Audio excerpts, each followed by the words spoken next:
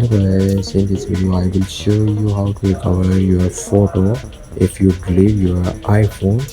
First step is go to photo app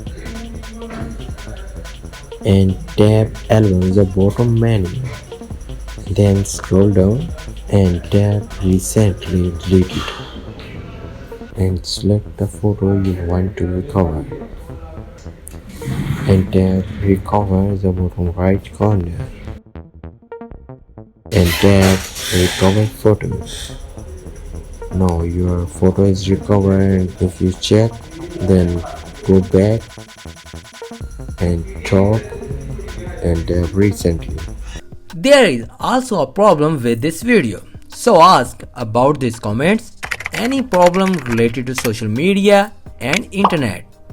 Let them know in the comments bar so that a video can be made on it. Please like this video and subscribe our channel and press icon for any updates and notifications. Thanks for watching.